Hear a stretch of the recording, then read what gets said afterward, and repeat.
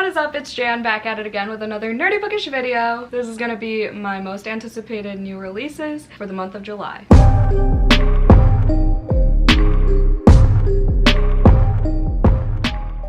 Alrighty, we're just gonna go right on into it. I have 1, 2, 3, 4, 10. Beautiful. I didn't even do that on purpose. 10 new releases that I want to talk about for the month of July. July is my birthday month, so this is very exciting. My birthday is July 6th. Hopefully this video is up before July 1st, but we shall see, because I just filmed the mid-year book tag before this. I do these every month. I've been pretty good so far since I stopped doing TBRs. I just talk about books of various genres, because I read many a genre on this channel, and I talk about them in publication order, and I use Goodreads as my lovely little assistant because I don't memorize synopses. I barely read synopses, especially if it's like an auto by author, but I'll like paraphrase most, if not all, of them for you. But like I started saying, nowadays, Google and Goodreads are both free. Just saying. First release date is July 4th, The Librarianist by Patrick DeWitt. I just love this cover, the way it looks like, you know, those old school front of the library books checkout list. I just heard about this as I was doing research for this video. It's the first time I heard about this. A man who has lived his life through and for literature. Sounds familiar. Unaware that his own experience is a poignant and affecting narrative in itself. The reason I was intrigued by this, obviously books about books, but also this guy is like an introvert. He's a retired librarian, spends his days surrounded by books, small comforts. It's set in Oregon. He takes daily walks, and then he comes across a confused elderly woman who's lost in a market, and then returns her to the senior center that is her home. He has a void that he's trying to fill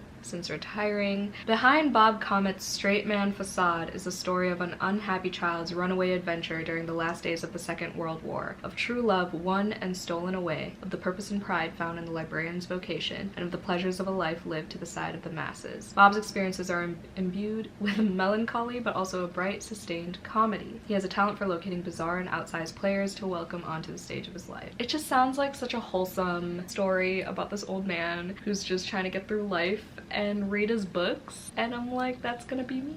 But apparently there's also a LGBTQ plus rep, which I was not aware of until this very moment, so that's cool. It just seems like a book that's gonna have such good writing, you know? So yeah, that comes out July 4th. The next release date I have on this list is July 11th, and there are a few for this one. So the first one I want to talk about is Cathryn Center's new book called Hello Stranger. If you didn't know, I read The Bodyguard earlier this year, and it was one of the biggest surprises of the year. I just loved that book, and I listened to it on audio too, so that's like saying a lot, but I laughed out loud so many times. I love the romance, I love the self-love messages, I love the writing, so I'm interested in Cathryn Center's other books, especially her newer covers, because her old covers with just the flowers and the text, not a fan of them. I do own one called Happiness for Beginners, but I'm also interested in this one because there's a little dog on the cover too. I'm not a huge fan of this cover. It is better than The Bodyguard, but she really likes her flowers. I honestly forgot what this one was about. Oh wait, is this the one where she has face? Yeah, the woman has face blindness. It reminded me of Rock, Paper, Scissors by Alice Feeney, which was a thriller, I know, but like it's the only other book that had face blindness that I've read. It's probably temporary, but it says it's like, imagine trying to read a book upside down and in another language. This is Sadie's new reality with every face she sees. That's just wild to me. Like it'd be so fascinating to see how she'd deal with this, and then plus the romance. So as she struggles to cope, hang on to her artistic dream, love an artsy main character, work through major family issues, and take care of her beloved dog Peanut, she falls into love or lust or a temporary obsession to distract from the real problems in her life. Not one man, but two very different ones. So that's the setup. It sounds like there's gonna be a love triangle, which I don't mind. I know a lot of people absolutely just despise love triangles, like that's a deal breaker for them, but I don't mind them as long as it's done well. You know? The next book that I want to talk about that comes out on the 11th is The St. Ambrose School for Girls, Jessica Ward. So I hate this cover. I hate the way the neon pink, it's just unnecessary. Like that is a choice, okay? But I do love books about all girls boarding schools with an eerie atmosphere and some sort of maybe murder going on. I don't know, we'll see. Heathers meets The Secret History. In this thrilling coming of age novel set in a boarding school where the secrets are devastating and deadly. Love the secret history. Just the premise of this reminded me of The Broken Girls by Simone St. James, so I'm hoping it gives me the same vibes as that. I also don't want it to be like, because it talks about like Queen Bee and this popular girl, and I hate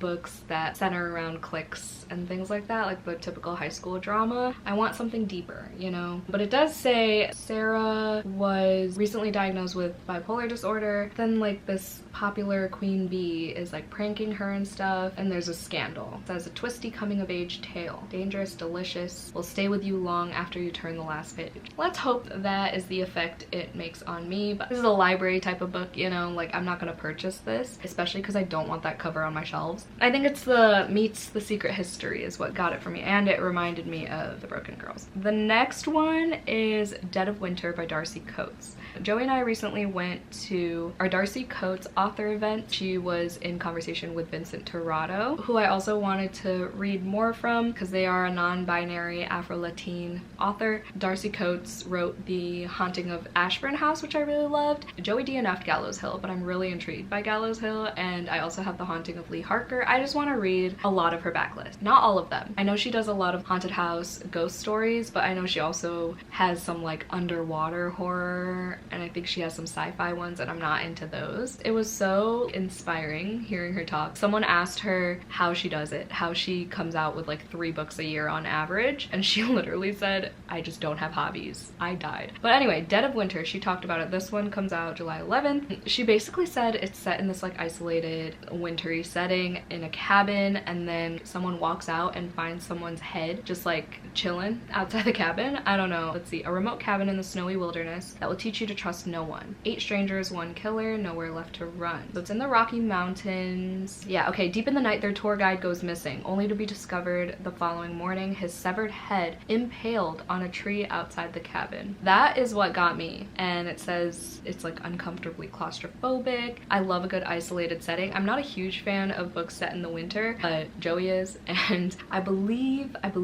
Source Books is sending me an arc of this. Fingers crossed. If not, I'll purchase it regardless, because that one sounds really good, and I know Joey will read it too. The next one also comes out on July 11th, which by the way is Slurpee Day, and it's also my favorite band's lead singer's birthday, Derek Sanders from Mayday Parade. Fun facts with Jan Agaton. Okay, The Only Purple House in Town by Anne Aguirre. Oh, this is number 4 in the series that I haven't read yet. I didn't realize that, but it's just such a different cover from the previous 3 books. But I wonder if it's like you have to read the first one. I don't know. But it's about a girl named Iris, who is also the main character's name in Divine Rivals, aka one of my new favorite books of all time. Iris Collins is the messy one in her family. Her sisters are all wildly successful while she can't balance her budget for a single month. It's no wonder she's in debt to her roommates when she unexpectedly inherits. Oh, I don't like inheritance stories. Her plan to turn it into a B&B fails. She winds up renting rooms like a Victorian spinster, collecting other lost souls, and not all of them are human. Eli Reese grew up as the nerdy outcast in school. He got rich designing apps. Now he's successful, but he's never had the same luck in finding a real community where people are understanding. Okay, it sounds like found family. It sounds like small town vibes, cozy mystery, not mystery, cozy romance, cozy witchy mystery. Why do I keep saying mystery? Oh my god. Cozy, witchy romance. So that's pretty much what got me. But I do want to read the other 3 books just because it says Fix It Witches number 4. So the first book in this series is called Boss Witch. Or no, it's not. That's the second book. The first book is Witch Please, which I do have on audio at the moment, and I think I started it, but I wasn't into it. Maybe it's a physical read for me. But yeah, that comes out July 11th. Okay, the next release date is July 18th. Honestly, this is just because it's written by Chloe Gong, but Immortal Longings, I'm really not interested in the premise, but I love the cover, and I do want to be a Chloe Gong reader, okay? I own like 2 of her books. I have These Violent Delights and Foul Lady Fortune, and I just love some of her covers, so I want to read like everything she writes. Oh yeah, this is her adult debut. It's inspired by Shakespeare's Antony and Cleopatra. Not a huge fan of Shakespeare. A fiery collision of power plays, spilled blood, and romance amidst a set of deadly games. Also not a fan of like games / competitions in books. But we're gonna give it a shot because it's Chloe Gong. And it's not like a 500+ page book. It's 384 pages. So we'll see. Princess Karla lurks in hiding. A massacre killed her parents 5 years ago and left the palace empty. She was the one who did it. Oh! Wait, that caught my attention. Her reclusive uncle always greets the victor of the game, so if she wins, she gets her opportunity at last to kill him. She plans to finish the job and bring down the monarchy. And then there's Anton Makusa, an exiled aristocrat. His childhood love has lain in a coma since they were both ousted. What a word. From the palace, and he's deep in debt trying to keep her alive. Thankfully, he is one of the best jumpers in the kingdom, flitting from body to body at will. Oh, that's another thing that got me. Going from different bodies, like, that's so intriguing to me. His last chance at saving her is entering the games and winning. So the only, like, games competition book that I've enjoyed is A Song of Wraiths and Ruin. Tried the Inheritance games, hated it. I tried All of Us Villains, DNF'd it. Maybe I just have to read them by BIPOC authors. Maybe that's the issue. Because A Song of Wraiths and Ruin was really fucking good, and I still have to read the sequel. We'll see about this one. I do love— ooh, the first 2 reviews are 2 and 1 star. Yikes. I don't know. We'll see. The next one, also on July 18th, is Silver Nitrate by Silvia Moreno Garcia, another author that I've read multiple books from. This one I'm not gonna buy because I got off the waitlist for Illumicrate's horror box. It's a new one that they're starting this year, and I got on it, so of course I ordered the first box, which is gonna be Silver Nitrate. Like, I just know based on the vibes and the description and everything. So that's how I'm gonna acquire that book, and I hope it's pretty. A fabulous meld of Mexican horror movies and Nazi occultism. A dark thriller about the curse that haunts a legendary lost film and awakens one woman's hidden powers. So anything about, like, movies, or like the making of movies or TV shows and stuff, don't really like in books, but this has a kind of intriguing twist to it, so we'll see. And it is a thriller, so hopefully it's fast-paced and it doesn't bore me. But yeah, I've read Mexican Gothic. That was a Full Moon Book Club pick last— ooh, 2 years ago. I keep forgetting it's 2 years old. And then I've also read Certain Dark Things. I feel like I've read one more. Yeah, so these 2 people work together to unravel the mystery of the film and the obscure occultist who once roamed their city. They may find that sorcerers and magic are not only the stuff of movies. So it does sound intriguing. I do like the cover. I love her writing, and I also have attended, like, virtual author events with her. She's very inspiring as well. I just talked about this in my mid-year book freakout tag, but A Twisted Love Story by Samantha Downing. This is the author of My Lovely Wife, which is one of my top favorite thrillers of all time.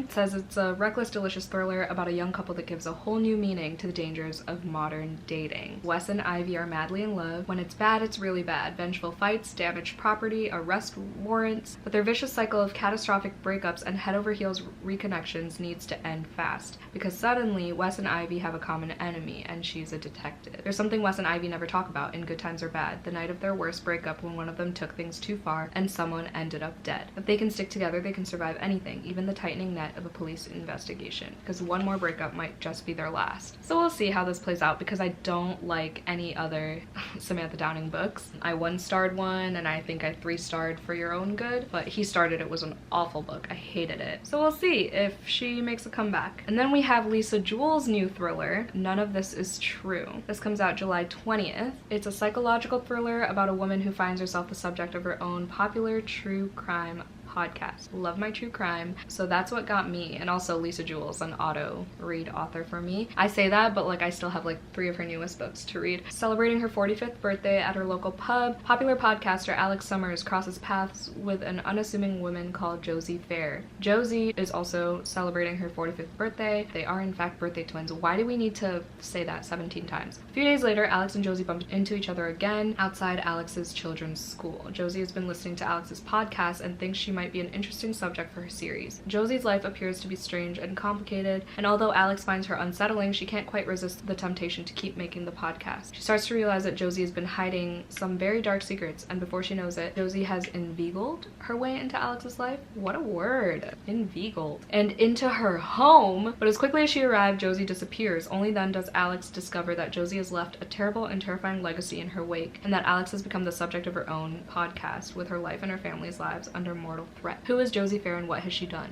Dun dun dun!